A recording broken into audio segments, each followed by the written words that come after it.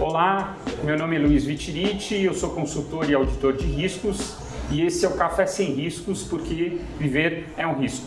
Hoje estamos aqui com Eduardo Toledo, um especialista em resseguro. Olá, Edu, tudo bem? Tudo ótimo, bom dia, muito prazer estar aqui com vocês. Muito bom, excelente. Muito bom. Nós vamos falar hoje sobre riscos, gestão de risco, oportunidade e tendência sobre o nosso mercado de riscos e seguros. Perfeito. Você é especialista em resseguro. Conta um pouquinho como iniciou no ponto de vista de risco e seguros. Enfim, assim, acho que o risco está eminente, constante na vida de todos e de todas as empresas, né? O risco definitivamente é a probabilidade eminente de algo acontecer. E para isso existe o seguro, né? O seguro nasceu nos primórdios lá atrás, nas navegações, né? Principalmente no mercado inglês ali. E assim, o que sempre me motivou e o que me trouxe para esse mercado foi essa história mesmo, de como nasce o seguro, né? É o mutualismo em si, né? São muitos, né, poupando para que possa ajudar poucos, no caso, né? Que realmente necessitam. Então, assim, eu vejo o seguro na minha vida, isso quer dizer como o seguro iniciou na minha vida, né, profissional. Eu fui motivado por um tio, né, do mercado de seguro, que para muitos é considerado uma lenda viva ainda no mercado de seguros, é o Carlos Alberto Protásio. Meu tio foi diretor de seguradoras, foi diretor administrativo do IRB, que é o Instituto de Resseguros do Brasil, na época do monopólio ainda, e me incentivou a entrar nesse mercado de seguro como corretor de seguro. Mas ele falou, olha, você não vai simplesmente começar a trabalhar comigo não, você vai estudar. Me indicou para ir para a Funenseg na ocasião, fazer o curso de corretor de seguros, onde passei, fui aprovado como todos os ramos, tirei minha SUSEP e aí abri a filial da corretora do meu tio em São Paulo. Meu tio morava no Rio de Janeiro, eu morava em São Paulo. E aí começamos a trabalhar nesse mercado como corretor de seguros. Isso há quanto tempo? Isso foi em 1990. 91 foi quando eu me formei e montei a corretora. E aí, juntos, a corretora foi crescendo e em 98 a gente vendeu a carteira da corretora para Jardim Lloyd Thompson, corretora de seguros inglesa aqui no Brasil. E pegamos a representação da JLT RI no Brasil, uma empresa na época que nós fundamos, chamada-se Oripaba. A Oripaba, o nome tupi-guarani, que era até uma casa nossa em Campos do Jordão da família, a Oripaba passou a representar a JLT RI e a gente trabalhava diretamente com um único cliente aqui no Brasil, que era o Instituto de Resseguros do Brasil, o IRB, que era um órgão do governo, um monopolista, e que fazia todas as retrocessões das seguradoras no mercado ressegurador internacional. Mas então você virou a chave de corretor tradicional para mercado. Sim, para o ressegurador, do corretor de resseguro. Assim, nesse ponto, até o Rodrigo Protásio, filho do Carlos Alberto, que era meu sócio também na época na corretora, ele já tinha essa veia do resseguro, ele já conhecia bem as colocações de resseguro e foi quem me apresentou esse mercado e me ensinou bastante sobre esse mercado de resseguro.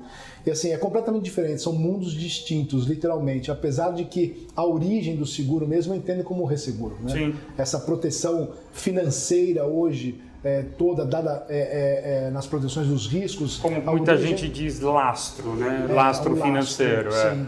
Porque, assim, por trás de todo seguro, seja ele um seguro de automóvel, seja ele de uma grande indústria, de uma companhia aérea, por trás desse seguro tem o resseguro, né? Dando justamente esse lastro que você menciona, essa capacidade financeira, né? E isso, obviamente, é um pool de resseguradores, é um painel de resseguradores que protege um risco. Seja uma carteira de uma seguradora, né? Uma carteira de automóvel, uma carteira de vida, uma carteira de propriedades, né? Como também um seguro facultativo para aquele tipo de risco específico, uma companhia aérea, ou, né, uma embarcação, uma plataforma de petróleo, o que seja. Então, esse laço financeiro realmente dá. Mas esse mundo realmente é um mundo distinto.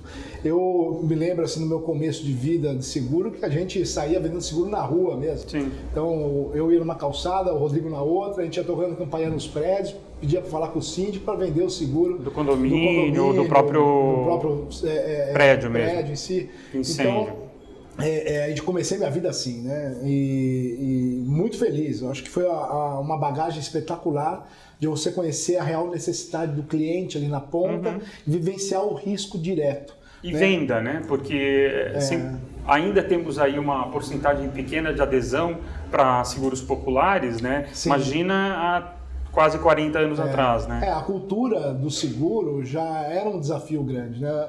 O brasileiro por si só não tinha essa cultura, até porque a gente é beneficiado aí por um país que não tem catástrofes, né, assim, naturais, né? Então furacões, grandes geadas ou alagamentos, que seja, a gente não tem muito essa cultura da proteção, de comprar o seguro, né, todos terem, né? Agora mudou muito isso, então evoluindo para o mundo de hoje, né? Estamos aí numa década muito diferente, com novos produtos, novos riscos, riscos cibernéticos, risco aí, por exemplo, de mobilidade, né? O patinete aqui em São Paulo, o drone em cima do aeroporto, né?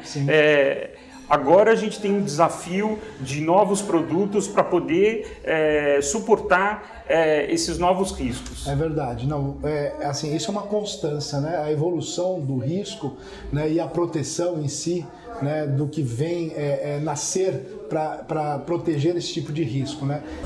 Assim, hoje você fala muito, né, desses objetos hoje que tem essa demanda eminente de um perigo, de um risco eminente, seja para a pessoa ou seja para um risco material que seja.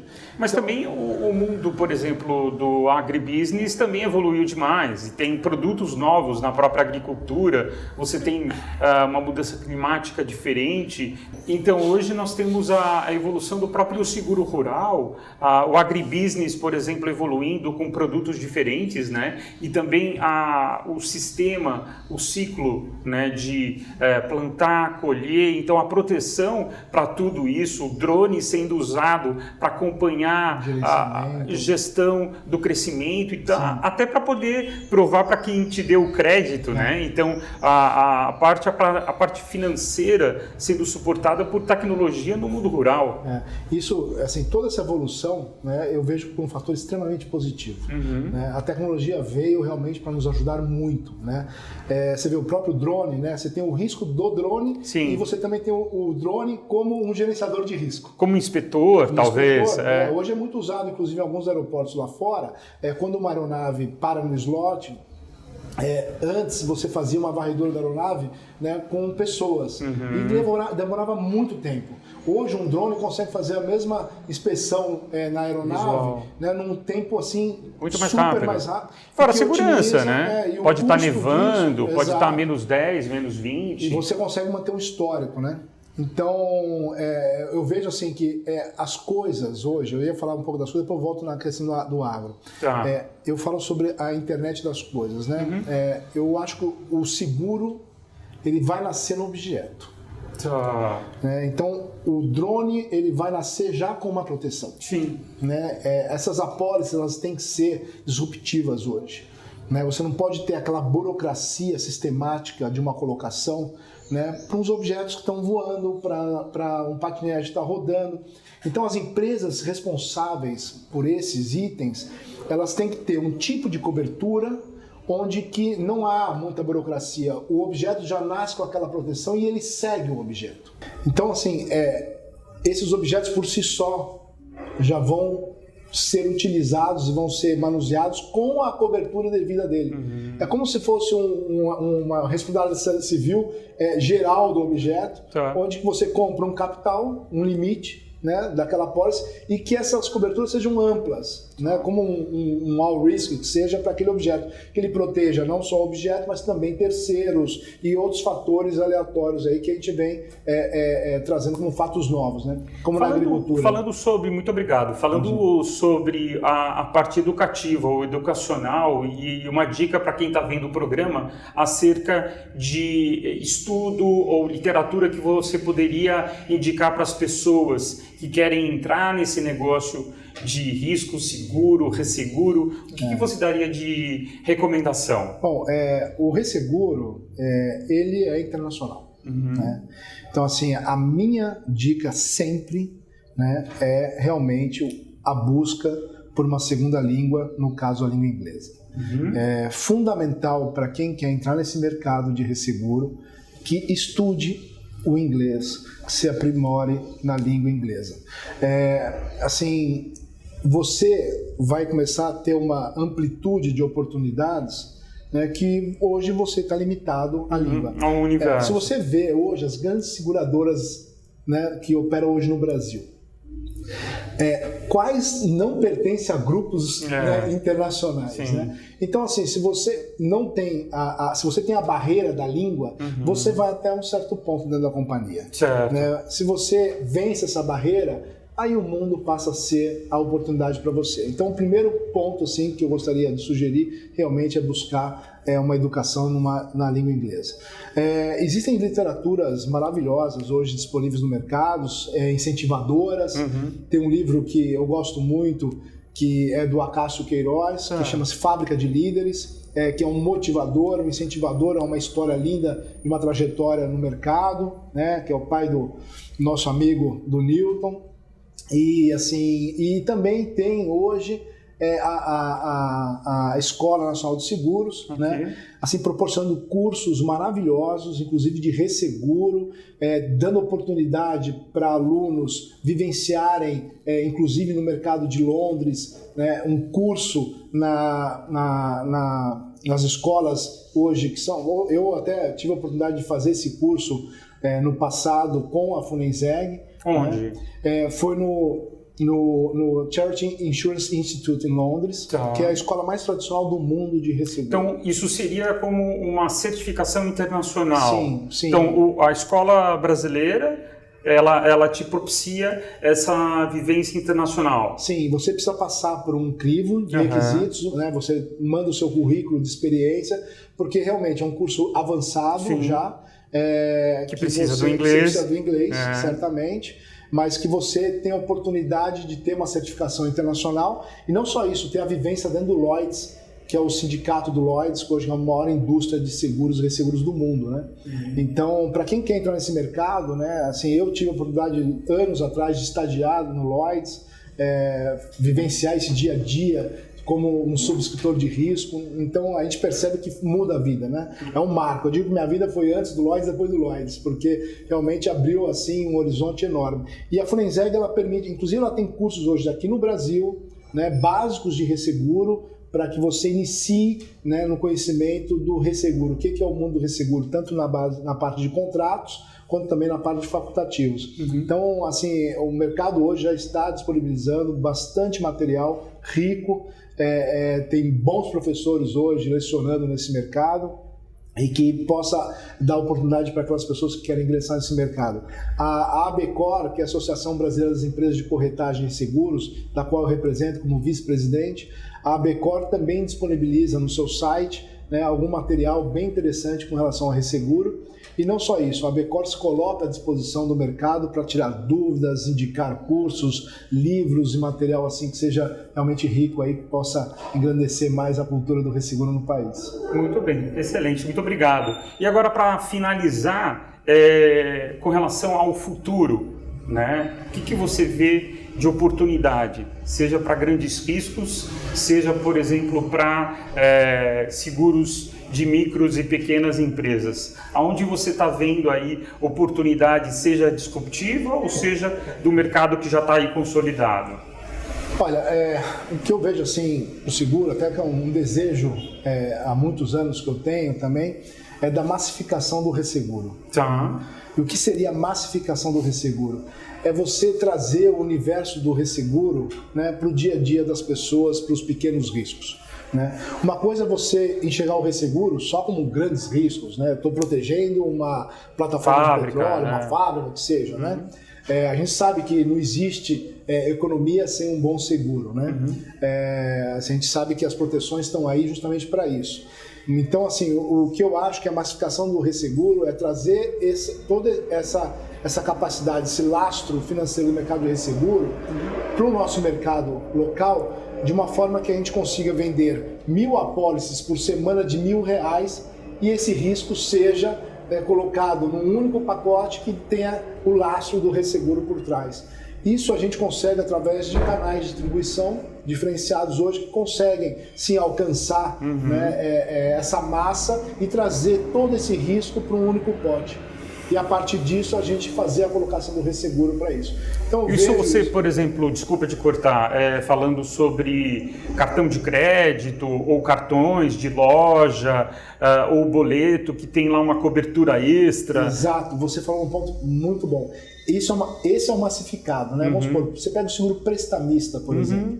O prestamista, ele está ali como um seguro garantidor, né, em caso de morte ou acidente daquele tomador de crédito, para repor, né, na falta dele, aquela diferença do crédito que ele tomou. Né? Isso você paga no cartão de crédito, num boleto, numa loja, conta de água, sei lá. Exato. Esse universo todo, né, ele é um grande risco. Né? Estamos falando de repente você tem uma quirela, né, o pessoal brinca, um pedacinho só, pago por muitas pessoas, e aí acaba tendo um suporte, né, financeiro para a grande massa. Né? E esse risco, ele é um risco muito bom em termos de sinistralidade também. A sinistralidade ele é muito baixa. Então, se você deixar isso apenas, obviamente, no mercado segurador, ele consegue absorver isso. Mas a gente consegue trazer a inteligência do mercado ressegurador com produtos novos, disruptivos, que nós não temos hoje no mercado local, para que essas seguradoras passem a vender esse tipo de produto também. E o mercado ressegurador possa tomar parte desse risco também, junto com a seguradora. Então são ferramentas como essa que a gente acredita que vai mudar, porque isso vai baratear o preço para o consumidor final, que eu acho que é o mais importante, né? Você vai trazer um lastro maior, produtos mais modernos que se adaptem à realidade, realmente à necessidade daquele cliente. Você não precisa fazer um negócio hoje que esteja na prateleira. Não, eu quero saber exatamente o que você precisa e eu vou moldar isso. E aí sim a tecnologia, com os APIs todos que a gente tem de informação e toda a data base que a gente consegue ter do perfil daquele cliente, eu vou conseguir direcionar para ele um produto que seja exatamente aquilo que ele gostaria de comprar, que ele entenda como seja uma proteção para o risco dele. Que é diferente do outro do lado, diferente do seu, do meu, né? Nós temos diferentes tipos de risco. Então acho que a tecnologia veio... até para prevenção à fraude, né? Porque quanto mais dado a gente tem e maior o vínculo, né? Então, seja com uma chapa, seja com um CPF, seja com um endereço, seja com um histórico creditício da pessoa, né? O dado financeiro hoje, ele é público, né? Tem muita coisa aqui... Muita valia, né? Você conhece o perfil, você consegue desenhar o perfil exato daquele cliente, né? Para você buscar, né, uma real necessidade para ele, né? Então, assim, o que eu entendo também, vamos supor, hoje os smartphones são uma ferramenta espetacular para que você também propague isso, né? Então, você tem a necessidade ali, você pode conhecer, por exemplo, um seguro de vida hoje, que você possa fazer a subscrição do risco por telemetria. Aqui, né? Você tira uma foto da pessoa, ela consegue... Ela pode ter uma pulseira com... batimento cardíaco, com pressão, com altura, N coisas que de repente o gadget que o cara já tem... Se é fumante, não é fumante, você consegue ter algumas essa análise com relação a essa Ele pode questão. ler lá o exame médico que ele autorizou, deixar ver, né? Sim, pode ter o histórico dele, né, o prontuário, né, que hoje até é obrigatório os médicos passarem para os pacientes, que é importante você criar esse banco de dados. Sim. Né? Isso tudo, de novo, vai trazer, né, uma análise de risco, né, dedicada para o perfil daquela pessoa. Você acha que o futuro do seguro para esse ramo, para a parte do massificado, está para o pay for use ou pay per use, como o pessoal usa em inglês, seria pago pelo uso, né? Eu comprar um seguro muito mais para o meu perfil do que para você, por exemplo, eu sou menos esportista, talvez você seja mais, então você tem um perfil diferente, né? Uma experiência diferente. E não só isso, ele pode ser até um motivador, né? Para que você comece a praticar uma atividade física, se eu mostrar para você que eu vou baratear para você o teu custo, se você passa a ser um melhor condutor no seu veículo, porque você sabe que você vai ter um resultado ali na frente melhor, no teu pagamento do prêmio, eu não tenho dúvida, né, de que o futuro está aí. A individualização do risco está cada vez mais... Não é justo né, a gente pagar a mesma coisa por todos.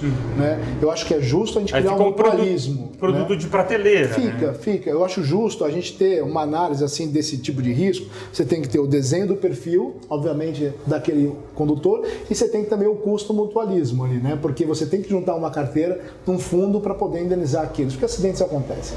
Excelente, muito bom, Eduardo, foi ótimo, muito obrigado pelos seus insights, pelo ensinamento. Eu acho que atendeu a nossa expectativa aqui do nosso primeiro encontro, né? Eu acho que vão ter outros, né? E o Café Sem Risco está aí para poder acompanhar as pessoas que têm sucesso e poder estimular também as outras pessoas a entrarem no nosso mercado de riscos e de negócios, tá?